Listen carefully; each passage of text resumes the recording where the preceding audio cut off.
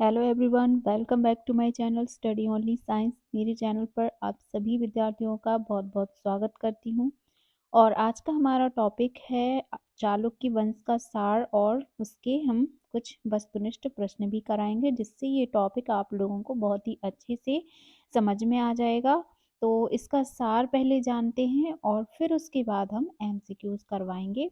तो आप हमारे साथ बने रहिए और वीडियो को लाइक कर दीजिए, क्लास को पूरा देखिए, ताकि आपको ये टॉपिक जो है, ये चैप्टर या टॉपिक कह लीजिए, तो हिस्ट्री का ये टॉपिक वेरी इंपॉर्टेंट है। इससे काफ़ी सारे प्रश्न आपको एग्जाम में देखने को मिल जाएंगे। तो शुरू करते हैं पहले हमारी क्लास को, और इसमें हम डिटेल्स में थोड़ा सा चालुक्य वंश के बारे में जानेंगे। अब तक हमने जो क्लासेस की हैं उसके लिए अगर आपने नहीं देखी है क्लास, तो आप लिंक डिस्क्रिप्शन में जाके देख लीजिए, वहाँ पे आपको प्लेलिस्ट मिल जाएगी, वहाँ पे जाके आप वो क्लास देख सकते हैं।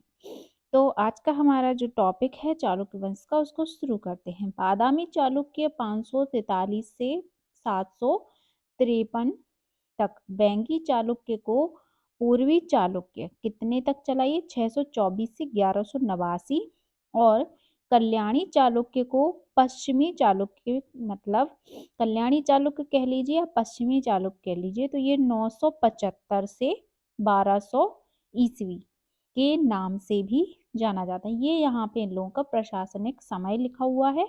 ठीक है, तो सबसे पहले कौन है, बादामी चालुक्य, बेंगी चालुक्य और कल्याणी चालुक्य, जिसको पश्चिमी चालुक्य भी कहा गया है। तो चलिए इसके बारे में जान लेते हैं। जो चालुक्य वंश है, चालुक्य वंश महान भारतीय राजवंश था। कैसा था, महान भारतीय राजवंश, जिसने 6वीं और 12वीं शताब्दी के दौरान दक्षिणी और मध्य भारत के बड़े हिस्से पर शासन किया था। इस अवधि के दौरान उन्होंने 3 संबंधित लेकिन अलग अलग वंशों के रूप में शासन किया। ठीक है, 3 वंश थे उनके और उन्होंने अलग अलग जगह पर शासन किया। सबसे प्रारंभिक राजवंश, जिसे बादामी चालुक्य के नाम से जाना जाता है, इसने 6ठी शताब्दी के आरंभ से 8वीं शताब्दी के मध्य तक वातापी, यानी कि कर्नाटक के बागलकोट जिले में जो आधुनिक बादामी है, वहां पर शासन किया था। फिर पुलकेशन द्वितीय के शासनकाल के दौरान बादामी चालुक्य साम्राज्य ने उन्नति की। ठीक है, इसके पुलकेशन द्वितीय के फिर क्या होता है, पुलकेशिन द्वितीय की मृत्यु के बाद पूर्वी चालुक्य पूर्वी दक्कन के स्वतंत्र राज्य बन गया। उन्होंने 11वीं शताब्दी तक वेंगी, आधुनिक आंध्र प्रदेश, जिसे वेंगी पहले कहा गया, पर शासन किया। पश्चिमी दक्कन में 8वीं शताब्दी के मध्य में राष्ट्रकूटों के उदय ने 10वीं शताब्दी के अंत में उनके वंशजों पश्चिमी चालुक्यों द्वारा साम्राज्य की फिर से बहाली करने के पहले क्या किया, बादामी के चालुक्यों को पीछे छोड़ दिया। ठीक है, इन पश्चिमी चालुक्यों ने 12वीं शताब्दी के अंत तक कल्याणी, यानी कि कर्नाटक के बीदर जिले में आधुनिक जो बसव कल्याण है, वहां पर शासन किया था। ठीक है, आप लोगों को अच्छे से समझ में आ रहा होगा। अगर नहीं आ रहा है तो वीडियो को पॉज करके आप नोट्स बना लीजिए। देखते हैं चालुक्य शासन की उपलब्धि क्या थी। चालुक्यों का शासन दक्षिण भारत के इतिहास में महत्वपूर्ण मील का पत्थर और कर्नाटक के इतिहास में स्वर्ण युग का द्योतक कहा गया है। बादामी चालुक्यों के प्रभुत्व के कारण दक्षिण भारत में राजनीतिक माहौल छोटे राज्यों से बड़े राज्यों में परिवर्तित हो गया। एक ऐसा समय आया जब चालुक्यों ने कावेरी और नर्मदा नदियों के बीच पूरे क्षेत्र पर कब्जा कर लिया था। ठीक है, कौन सी, कावेरी और नर्मदा के बीच पूरे क्षेत्र पर कब्जा कर उनको अपने अधीन कर लिया। इस साम्राज्य के उदय से कुशल प्रशासन, विदेशी व्यापार और वाणिज्य का प्रादुर्भाव तथा वास्तुकला की नई शैली का विकास हुआ, जिसे चालुक्य वास्तुकला कहा जाता है। प्रशासन व्यवस्था, इन्होंने अपने प्रशासन काल में बहुत सारी मंदिरों के निर्माण कराए, कई बहुत सारी इमारतें जो वास्तुकला का बहुत अच्छा उदाहरण प्रस्तुत करती हैं। तो इसमें देखते हैं चालुक्य साम्राज्य की छोटी छोटी रियासतों के आधिकारिक अभिलेख उस काल की राजनीति और प्रशासन पर प्रकाश डालते हैं। चालुक्य साम्राज्य की सरकार और राजनीतिक संस्थाएं प्राचीन कानून निर्माताओं द्वारा राजनीति विज्ञान पर अपने ग्रंथों में निर्धारित सिद्धांतों तथा सिद्धांतों के अनुसार आयोजित की गई थी। ठीक है। जो राजा राज्य का सर्वोच्च अधिकारी होता था, यहाँ पे क्या है कि राजा ही राज्य का सर्वोच्च अधिकारी होता था, प्रजा के कल्याण के लिए कार्य करता था। राजा की महारानी को तत्ता महिष कहा जाता था। राजकुमार को युवराज के पद पर नियुक्त किया गया। राजा प्रशासन के सभी मामलों में मंत्री परिषद और अधिकारियों के साथ अन्य अनुभवी व्यक्तियों से परामर्श करते थे और केंद्रीय प्रशासन के अतिरिक्त प्रादेशिक प्रशासन का कार्य प्रणाली भी यहाँ पर थी। इस प्रकार के आधार साम्राज्य राज्यपालों के अधीन प्रशासनिक इकाइयों में विभाजित किया गया था, जिसकी सहायता अनेक अधिकारी करते थे। चालुक्य साम्राज्य की खासियत प्रशासनिक कार्यों में महिलाओं की भागीदारी थी। ठीक है, इन्होंने अपने प्रशासनिक कार्यों में महिलाओं को भी शामिल किया हुआ था। अब कुछ महत्वपूर्ण प्रश्न कर लेते हैं इस टॉपिक से रिलेटेड, ताकि आप लोगों को पूरा कंफर्म हो जाए और सारा चीज समझ में आ जाए।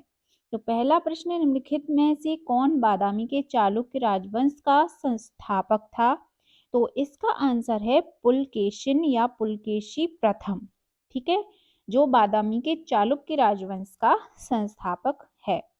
अगला प्रश्न है, शिलालेखों में सत्यश्री वल्लभा और धर्मम महाराज के रूप में किसका उल्लेख मिलता है?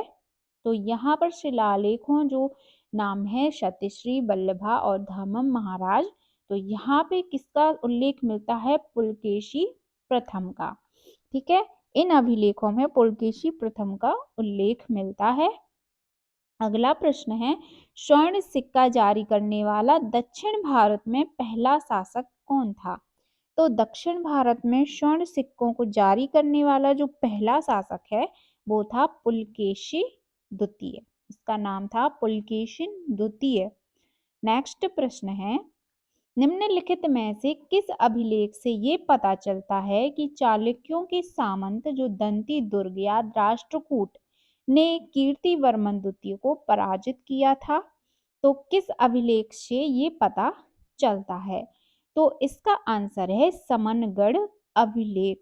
इससे पता चलता है कि चालुक्यों के सामंत राष्ट्रकूट ने कीर्तिवर्मन द्वितीय को पराजित किया था।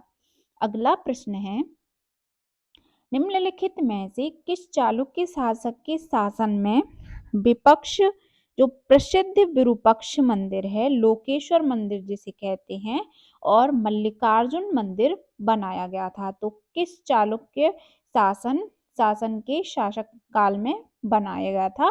तो इसका आंसर है विक्रमादित्य द्वितीय के शासनकाल में लोकेश्वर मंदिर और मल्लिकार्जुन मंदिर बनाया गया था। अगला प्रश्न, निम्नलिखित में से कौन बादामी के चालुक्य राजवंश का अंतिम शासक था? तो कौन था वो? तो इसका आंसर है कीर्तिवर्मन द्वितीय। जो बादामी के चालुक्य राजवंश का अंतिम शासक रहा है वो था कीर्तिवर्मन द्वितीय। इसका आंसर हो जाएगा। अगला प्रश्न है, निम्नलिखित में से किस चालुक्य शासक के शासन काल में महाभारत का तमिल अनुवाद हुआ? तो महाभारत का तमिल अनुवाद जो है किस चालुक्य शासक के शासन काल में हुआ? इसका आंसर है गाइस राजा नरेंद्र। जो राजा राज या राज राजा भी आपको मिल सकता है, तो उसका नाम है राजा राज नरेंद्र, चालुक्य शासक था। इसके काल में महाभारत का तमिल अनुवाद मिलता है। अगला प्रश्न देखते हैं, निम्नलिखित कथनों पर विचार करें। ठीक है, पहला कथन है, इसका गुरु विमल चंद्र जैन दर्शन का महान विद्वान था। फिर दूसरा कथन है, तैलप द्वितीय की मृत्यु के बाद उसका उत्तराधिकारी बना। ठीक है, तो किसका? गुरु विमल चंद्र जैन दर्शन का महान विद्वान था इसमें जो है, और इसका जो उपरोक्त कथन है वो सत्याश्रय के संदर्भ में दिया गया है। तो क्या है इसका आंसर? पहला कथन सही है या दूसरा कथन सही है, या पहला दूसरा दोनों कथन सही है, या दोनों में से कोई भी कथन सही नहीं है? तो इसका आंसर आपको जो राइट आंसर है गाइज इसका वो हो जाएगा हमारा ऑप्शन नंबर सी। ठीक है, सी ऑप्शन क्यों? क्योंकि ये दोनों ही कथन बिल्कुल सही हैं जो एक दूसरे के मेल करते हैं। नेक्स्ट है, निम्नलिखित में से किसने संस्कृत विश्वकोशीय पाठ मन सोलासा की रचना की? क्या है? विश्वकोशीय पाठ मन सोलासा की रचना की किसने? संस्कृत।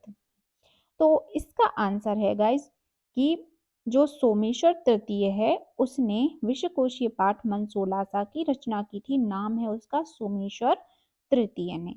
अगला प्रश्न है हमारा, निम्नलिखित में से किस कल्याणी के चालुक्य राजा ने कन्नड़ व्याकरणिक नागवर्मा द्वितीय को संरक्षण दिया था, जिन्होंने कवितावलोकना, कर्नाटक भाषण भूषण और संगीत पर संस्कृत संगट चुदमानी लिखा था? तो इसका आंसर कौन सा है? जगड़े का मल्ला द्वितीय। ठीक है, थोड़ा अटपटे से नाम है, आप इनको याद रख लीजिएगा या कुछ ट्रिक लगा के आप इसको याद कर सकते हैं। जगड़े का मल्ला द्वितीय। नेक्स्ट प्रश्न है हमारा, चालुक्य वंश की कितनी शाखाएं थी? तो चालुक्य वंश की शाखाएं हमने सबसे पहले ही पढ़ी थी, तो उसका आंसर हमारा क्या हो जाएगा? 3। 3 शाखाएं चालुक्य वंश की थी। अगला प्रश्न है, चालुक्य वंश की कौन सी शाखा को वादामी चालुक्य भी कहा जाता है? तो कौन सी शाखा को कहा जाता है? आंसर है हमारा वातापी शाखा को वादामी शाखा भी कहा जाता है। अगला प्रश्न है, चालुक्य वंश के पुलकेशिन द्वितीय ने किस शासक को पराजित करके परमेश्वर की उपाधि धारण की थी? तो इस प्रश्न का राइट आंसर आप सभी को आई होप पता होगा, हर्षवर्धन का, कि पराजित करने के बाद जो पुलकेशिन द्वितीय है उसने अपने आप को परमेश्वर की उपाधि दी, धारण की थी। अगला प्रश्न है, पुलकेशिन द्वितीय के किस कवि ने उसका वर्णन ऐहोल अभिलेख में किया है? तो पुलकेशिन द्वितीय को जो कवि है, किस कवि ने किया है अपने ऐहोल में? तो उसका नाम है रवि कीर्ति ने अपने अभिलेख में वर्णन किया है। कौन सा? ऐहोल अभिलेख में वर्णन किया है रवि कीर्ति ने पुलकेशिन द्वितीय का। नेक्स्ट है, पल्लव और चालुक्यों के बीच युद्ध किसके शासनकाल में हुआ था? तो पल्लव और चालुक्यों के मध्य जो युद्ध हुआ है वो किसके शासनकाल में हुआ था? वो हुआ था पुलकेशिन द्वितीय चालुक्य के शासनकाल में। अगला प्रश्न है, पुलकेशिन द्वितीय ने पल्लव वंश के कौन से शासक को पराजित कर राजधानी कांची पर अधिकार कर लिया था? तो पल्लव वंश के किस जो शासक को पराजित किया था ये पूछा गया है। तो इसका आंसर है हमारा महेंद्र वर्मन प्रथम को हराकर उसने राजधानी कांची पर अधिकार किया था। अगला प्रश्न है, चालुक्य वंश के कौन से शासक के शासनकाल में अरबों का आक्रमण हुआ? तो किसके शासनकाल में अरबों का आक्रमण हुआ था? उसका नाम है विक्रमादित्य द्वितीय के शासनकाल में ही अरबों ने जो है आक्रमण किया था। वातापी के चालुक्यों का अंतिम शासक कौन था? 18वां प्रश्न है। तो अंतिम शासक कौन था वातापी चालुक्यों का? इसका आंसर है कीर्तिवर्मन द्वितीय। ठीक है, इसका राइट आंसर है कीर्तिवर्मन द्वितीय। अगला प्रश्न है, वेंगी के चालुक्यों का प्रथम शासक कौन था? अब देखिए, वेंगी का जो शासनकाल है, चालुक्य की 3 शाखाएं हैं, तो वातापी के बारे में हम पढ़ चुके हैं।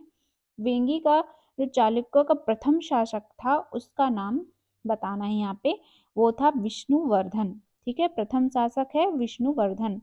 अगला प्रश्न है, वेंगी के चालुक्यों की राजधानी क्या थी? तो वेंगी के चालुक्यों की राजधानी वेंगी ही थी। ठीक है, इसी के नाम से वेंगी के चालुक्य प्रसिद्ध हुए। नेक्स्ट है, विजयवाड़ा में जैन मंदिरों का निर्माण किसने करवाया था? तो विजयवाड़ा के जैन मंदिर का निर्माण जो है करवाया था अय्यनार महादेवी ने। ठीक है, इसका आंसर डी ऑप्शन राइट हो जाएगा। नेक्स्ट प्रश्न है, पुलकेशिन द्वितीय ने पल्लव वंश के कौन से शासक को पराजित कर राजधानी कांची पर अधिकार किया? ये हम अभी रिपीटेड क्वेश्चन है, फिर से बता देते हैं। किसने? विष्णुवर्धन ने। ठीक है, पुलकेशिन द्वितीय को जो है पराजित करके, नहीं नहीं, यहाँ पे आंसर है विष्णुवर्धन ने। हम पहले आंसर लगाया था हमने महेंद्र वर्धन प्रथम ने। ठीक है, तो इनको हराकर उसने शासन पे अधिकार कर लिया था।